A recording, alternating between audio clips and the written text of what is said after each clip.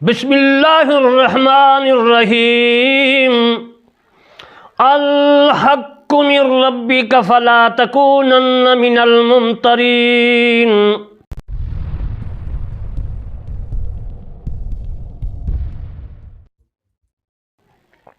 وصلی اللہ تعالی علی خیر خلقہ محمد وآلہ وصحبہ اجمعین۔ ناچیز بندہ علامہ طالب حسین کرمانی بستی یاسر آباد چک مغل تحصیل میلسی ضلع وہاڑی صوبہ پنجاب پاکستان سے عرض کرتا ہوں، میں قرآن مجید فرقان حمید کی تفسیر لکھ رہا ہوں جس کا نام ہے تفسیر کرمانی۔ آج میں آپ کو سورۃ بقرہ آیات مبارکہ 147 کی آیات مبارکہ کی تفسیر، ترجمہ، گرامر کے اور ہر لفظ ہر حرف کا معنی عرض کروں گا۔ میرے دوستو، اس اللہ کے کلام کو آپ نے ہر ایک انسان کے کان میں پہنچانا ہے۔ اللہ کے کلام کو آپ نے اسلام کو، اللہ کے احکام کو اور رسول اللہ صلی اللہ علیہ وآلہ وسلم کے فرمان کو ہر ایک انسان کے کان میں پہنچانا ہے، تاکہ قیامت کے دن یہ کوئی نہ کہہ سکے کہ میرے کان میں یا اللہ تیرا کلام نہیں پہنچا، تیرے مبلغوں نے ہم تک جو ہے تبلیغ کرنے والوں نے ہم تک، تیرے علماء کرام نے ہم تک آپ کا اسلام، آپ کا احکام، آپ کا قرآن نہیں پہنچایا، آپ کے حبیب کا جو ہے فرمان نہیں پہنچایا، کیونکہ قیامت کے دن سوال و جواب ہوگا۔ میں اپنا فرض اللہ تبارک و تعالیٰ کے حضور میں پورا کر رہا ہوں، آگے آپ نے لوگوں تک پہنچانا ہے۔ اس دنیا میں زندگی کا کوئی پتہ نہیں ہے، آپ نے یہ نیک عمل ہے، سب سے یہ فرض ہے تبلیغ کرنا، آپ نے اس فرض کو ضرور مکمل کرنا ہے، پورا کرنا ہے۔ اب میں آپ کو اس آیات مبارکہ کا ترجمہ عرض کرتا ہوں۔ الحق من ربک فلا تکونن من الممترین۔ اے میرا محبوب صلی اللہ علیہ وآلہ وسلم، یہ نیا قبلہ یعنی بیت المقدس منسوخ ہو گیا، بیت اللہ شریف مسجد حرام خانہ کعبہ بن گیا۔ تمہارے پروردگار کا اللہ تعالیٰ کی طرف سے حق ہے کہ تم ہرگز شک کرنے والوں میں نہ ہو جانا۔ تو عزیز محترم، یہ تو میں نے آپ کی خدمت میں اس آیات مبارکہ کا ترجمہ عرض کیا، اور فلا تکونن من الممترین کی میں آگے جا کر آپ کو وضاحت کروں گا، کیا کہ رسول اللہ صلی اللہ علیہ وسلم کے اوپر ہے یا تلقین امت ہے، یعنی اللہ تعالیٰ نے حضور صلی اللہ علیہ وسلم کو جو فرمایا، کیا یہ تلقین امت ہے، رسول اللہ صلی اللہ علیہ وسلم نے اپنی امت کو فرمایا ہے؟ آگے جا کر میں آپ کو سمجھاؤں گا۔ اب میں آپ کو ان آیات مبارکہ جو میں نے پڑھی ہے اس کا ہر حرف ہر لفظ گرامر کے روح سے اور پھر اس کا ترجمہ میں عرض کروں گا۔ لفظ ہے الحق من ربک، الحق، الحق لفظ ہے حق، یہ حق سے بنا ہے یعنی سچ، صحیح، درست، اور حق کو لفظ ہے جو حق، یہ اس میں نکرہ ہے، نکرہ عام لفظ ہے، حق ہے، کوئی بات کہہ دو، کوئی بات کر رہا ہے آپ اس کو کہہ سکتے ہیں کہ بھئی آپ نے حق کہا ہے، آپ نے سچ کہا ہے۔ کوئی مولوی تقریر کر رہا ہے تو آپ کہیں گے حق، یہ آپ جو ہے ٹھیک کہہ رہے ہیں، حق کہہ رہے ہیں، سچ کہہ رہے ہیں، یہ عام لفظ ہے، اس کو عام لفظ کو نکرہ کہتے ہیں عربی میں۔ اگر اس لفظ نکرہ کو آپ خاص بنائیں گے اس کو کہیں گے اس میں معرفہ، معرفہ بنائیں گے تو پھر اس کو کہتے ہیں الف اور لام، حق کے پہلے الف اور لام لائیں گے، الحق کو بن جائے گا اور یہ اس میں معرفہ بن جائے گا، پہلے نکرہ تھا پھر اس میں معرفہ بن گیا، خاص بن گیا، تو یہ بنے گا، اس کو کہیں گے خاص حق۔ خاص حق یعنی اللہ تعالیٰ نے جو حق سچ جو اتارا، کہا، اللہ تبارک و تعالیٰ نے جو عربی قرآن اتارا ہے یہ سعودی عرب کی زبان میں، یمنی، عراق، یہ جو عربستان کے لوگ ہیں انہی کی زبان میں اتارا ہے، جس طرح حضرت ابراہیم علیہ السلام کی امت اور حضرت ابراہیم علیہ السلام کی جو زبان تھی وہ عبرانی تھی، تورات بھی عبرانی میں آ گئی۔ حضرت عیسیٰ علیہ السلام کی زبان سریانی تھی اور وہاں کے لوگ سریانی بولتے تھے تو انجیل بھی سریانی زبان میں آ گئی، اور میرے مصطفیٰ صلی اللہ علیہ وآلہ وسلم عربی تھا، عربی ہے، اور امت اس وقت اب بھی اس وقت عربی، اب بھی عربی ہے، ان کی زبان عربی تھی، اس علاقے کی عربی میں قرآن آ گیا۔ میں یہ کہہ رہا ہوں کہ اللہ تبارک و تعالیٰ نے الحق فرمایا کہ میرا خاص حق. میں عرض کر رہا تھا کہ الف لام لگانے سے اس میں معرفہ بن جاتا ہے، خاص بن جاتا ہے. اس الف لام کو عربی میں کہتے ہیں معرف باللام، یعنی معرف باللام. معرف کا مطلب باللام کا ہوتا ہے کہ نکرہ کو خاص کر دینا. اب آپ کو سمجھ آ گئی کہ پہلے حق تھا، حق کون تھا، پھر حق بن گیا، اور پھر اس کے بعد نکرہ تھا، پھر اللہ تبارک و تعالیٰ اس نکرہ کو اس میں معرفہ بنا دیا، یعنی خاص اللہ تعالیٰ کا حق. من علیحدہ لفظ ہے، رب علیحدہ لفظ ہے، اور کا من رب کا علیحدہ حرف ہے. یہ من، رب اور کا، یہ تین ہیں، مل کر مرکب ہو گیا، من رب کا بن گیا. اب من جو ہے یہ جار لفظ بھی ہے، اور من عاطفہ لفظ بھی ہے، اس عطف میں بھی استعمال ہوتا ہے، اور من کا مطلب ہوتا ہے سے، اور من جار ہے. من 17 حروف جار کے ہیں کہ من جو ہے آگے جو اس کے آئے گا اس کو ہم مجرور کہیں گے. من جار ہے، آگے لفظ جو ہے مجرور ہوگا، اس کے زیر نیچے آئے گی تو اس کو ہم جر کہیں گے تو وہ بن جائے گا مجرور. من آگے ہے رب. رب جو ہے لفظ رب علیحدہ ہے، رب رب بن گیا. کیوں بنا کہ من نے اس کو جار دیا، زیر دی، کسرہ دی، تو من رب بن گیا. کا جو ہے یہ ضمیر ہے، کا واحد ہے، اور کا کے آگے ہے کما تثنیہ دو، کم جو ہے یہ جمع ہے، کا کما کم.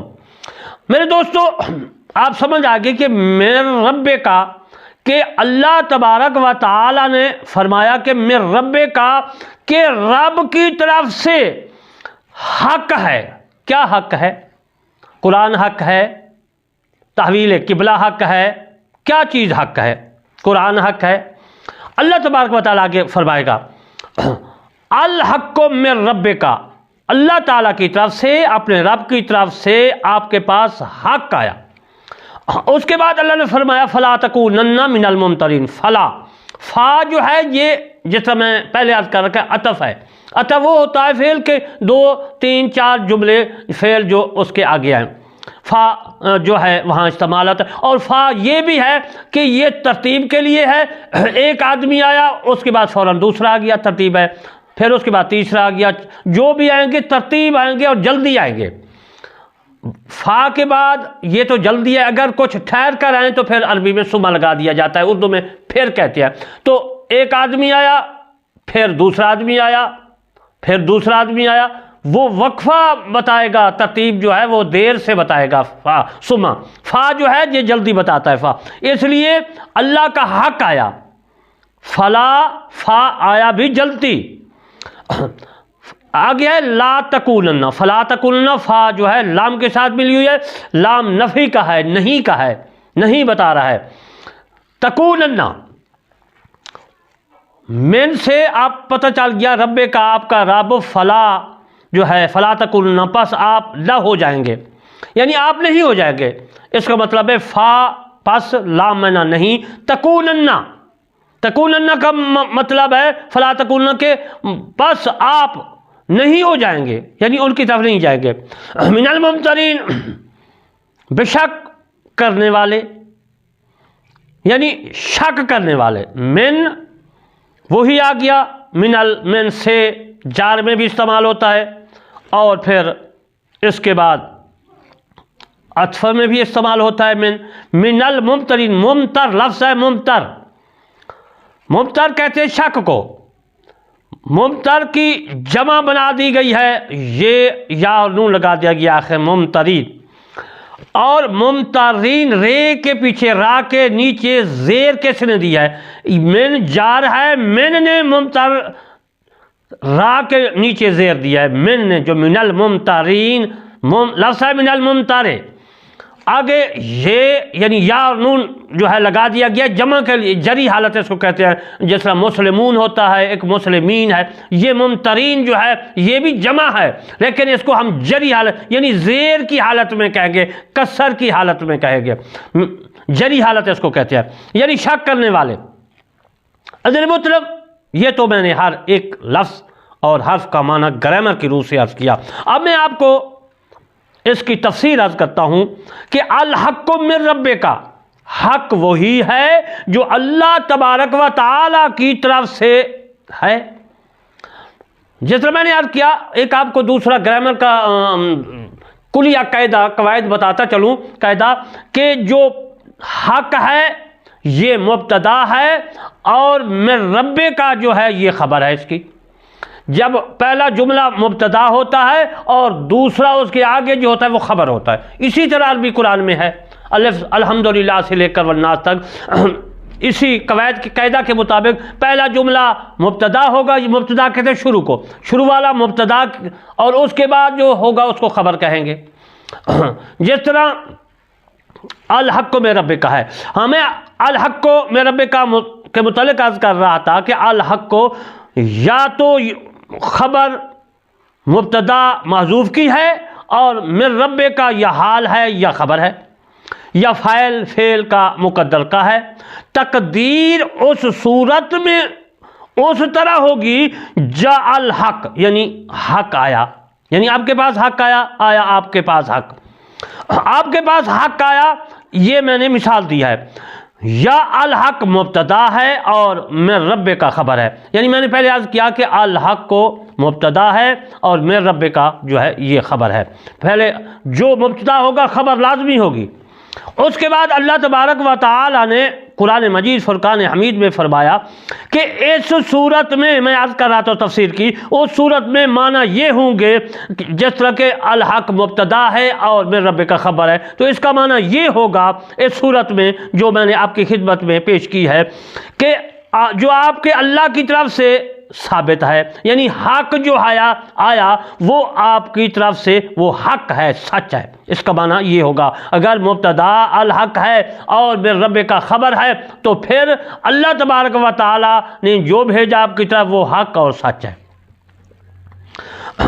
اس کے بعد اور جس پر آپ ہیں، یعنی جس دین پہ چل رہے ہیں، جس بیت اللہ شریف کی طرف منہ کر کے بیت المقدس منسوخ ہو چکا ہے، اب آپ بیت اللہ شریف کی طرف منہ کر کے نمازیں پڑھ رہے ہیں، تو اللہ تبارک و تعالی نے میرے محبوب صلی اللہ علیہ وآلہ وسلم کو فرمایا کہ آپ کے پروردگار کی طرف سے یہ تو ثابت ہے بیت اللہ شریف کی طرف منہ کر کے آپ پڑھ رہے ہیں، اور جس پر آپ ہیں اور سوائے اس کے جس پر اہل کتاب میں خلاف حق اور باطل ہے۔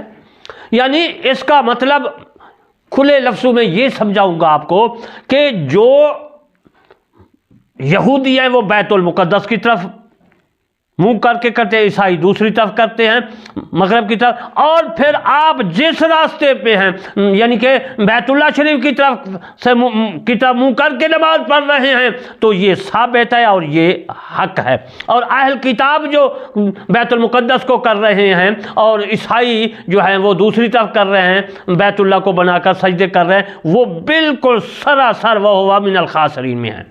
تو ثابت کیا ہوا کہ اللہ تبارک و تعالیٰ کے حبیب کو اللہ نے فرما دیا میرا محبوب یہ یہودی عیسائی غلط راستے پر ہیں اور آپ سچ حق پر ہیں کہ آپ جس طرف مسجد حرام کی طرف منہ کر کے نماز پڑھ رہے ہیں۔ آگے اس کی تفسیر مزید میں آپ کی خدمت میں پیش کروں گا۔ فَلَا تَكُونَنَّ مِنَ الْمُمْتَرِينَ، اس کی جو ہے سننے والی بات ہے جو میں عرض کروں گا، فَلَا تَكُونَنَّ مِنَ الْمُمْتَرِينَ میں آپ فَلَا تَكُونَنَّ مِنَ الْمُمْتَرِينَ، اے میرا محبوب شک کرنے والوں میں سے نہ ہو جائیں، یہ لفظی معنی ہے۔ اس کے یا تو یہ معنی ہے کہ آپ ان لوگوں میں سے نہ ہوں جو اس کے پروردگار کی طرف سے ہونے میں شک کرتے ہیں، ایک تو یہ معنی ہوں گے، یا یہ معنی ہوں گے تیسرا کہ ان لوگوں میں سے نہ ہوں جو حق کو باوجود اس کے عالم ہونے کے چھپاتے ہیں اور باوجود علم یقینی ہونے کے شک کرتے ہیں۔ حقیقت میں رسول اللہ صلی اللہ علیہ وآلہ وسلم کو شک سے نہیں فرمانا مراد نہیں ہے، رسول اللہ علیہ وسلم کو نہیں فرمانا مراد نہیں ہے، کیونکہ آپ کو تو شک ہو ہی نہیں سکتا، اور نیز نہیں ایسے فعل سے ہوتی ہے جس میں عدم کو اختیار ہو اور شک کا وجود ہو، عدم دونوں اختیار سے جو ہے خارج ہیں۔ اس لیے شک سے نہیں فرمانا تو بن نہیں سکتا، بلکہ مراد یا تو یہ ہے کہ حق ایسی شے ہے، ایسی چیز ہے کہ اس میں کہ کسی صاحب نظر کو شک کی گنجائش ہی نہیں، یعنی بیت المقدس جو ہے وہ منسوخ ہو گیا اور ناسخ جو ہے بیت اللہ ہے، اس کی طرف منہ کرو۔ یہ تو صاف ظاہر بات نکلتی ہے اس آیات مبارکہ سے۔ اور یا یہ معنی ہے کہ امت کو اس بات کی تعلیم ہے، اس کو امت کو رسول صلی اللہ علیہ وسلم نے یعنی تلقین امت ہے دوسرے لفظوں میں، تو وہ عارفین کی صحبت اختیار کریں لوگ اور معارف کو حاصل کریں تاکہ شک سے برکنار ہو جائیں، اور شک والوں کی صحبت سے اجتناب و اعتراض کریں، کیونکہ ان کی صحبت قسم قسم کی شکوک اور ابہام پیدا کرنے والی ہے۔ ثابت معنی اصل یہ ہوئے کہ اے میرا محبوب اپنی امت کو فرما دے، ان لوگوں کو فرما دے جو گمراہ لوگ ہیں ان سے جو ہے ایک طرف رہیں تاکہ گمراہ نہ ہوں، اور شک کرتے ہیں ان میں تیری امت کے لوگ، اور یہ تمام جو ہے ان میں شامل نہ ہوں۔ تو انشاءاللہ بقیہ مسائل میں عرض کروں گا۔ وما علینا الا البلاغ المبین۔